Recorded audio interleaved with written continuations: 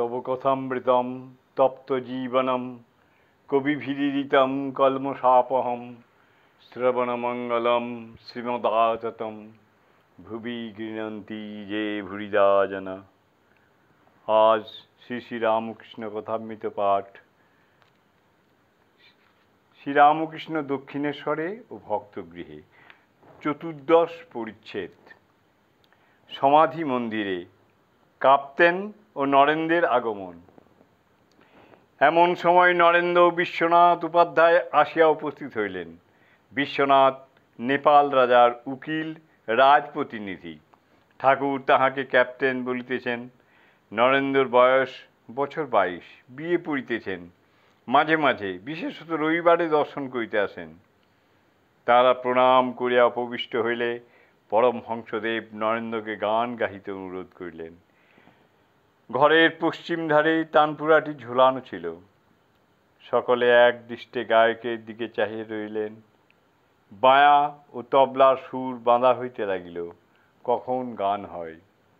শ্রীরামকৃষ্ণ নরেন্দ্র প্রতি, দেখ, এ আর তেমন বাজে না। কাপ্তেন, পূর্ণ হয়ে বসে আছে, তাই শব্দ নাই। সকলের হাস্য। পূর্ণ কুম্ভ। শ্রীরামকৃষ্ণ ক্যাপ্টেনের প্রতি, কিন্তু নারদাদি। শ্রীরামকৃষ্ণ ক্যাপ্টেনের প্রতি বলছেন, কিন্তু নারদাদি। ক্যাপ্টেন, তারপরে দুঃখে কথা কয়েছিলেন।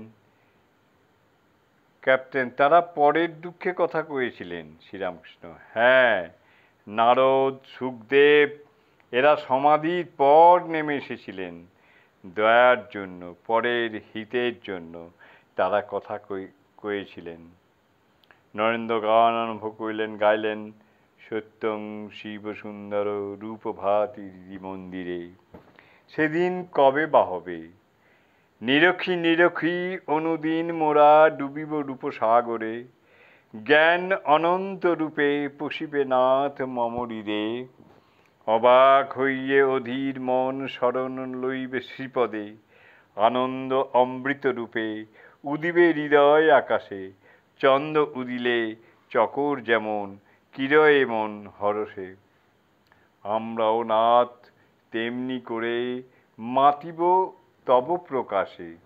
শান্তং শিব অদ্বিতীয় রাজ রাজ চরণে। বিকাইব হে প্রাণসখা, সফল করিব জীবনে। এমন অধিকার কোথা পাব আর, স্বর্গভোগ জীবনে সশরীরে।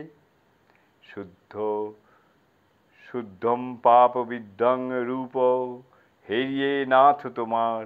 আলোক দেখিলে আঁধার যেমন যাই পলাইয়ে সত্তর।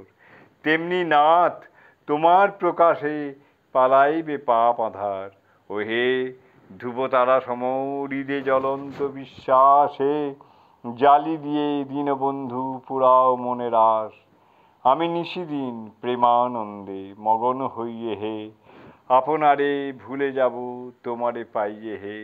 সেদিন কবে হবে?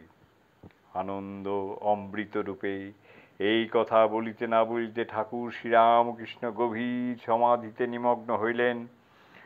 আসীন হইয়া করজোড়ে বসিয়া আছেন। পূর্বাশ্ব দেহ উন্নত, আনন্দময়ী রূপসাগরে নিমগ্ন হইয়াছেন। লোকবাহ্য একেবারে নাই। শ্বাস বহিছে কি না বহিছে, স্পন্দনহীন, নিমেষ শূন্য। চিত্তার্পিতের ন্যায় বসিয়া আছেন, যেন এ রাজ্য ছাড়িয়া কোথায় গিয়াছেন। জয় ঠাকুর, জয় ঠাকুর, জয় ঠাকুর।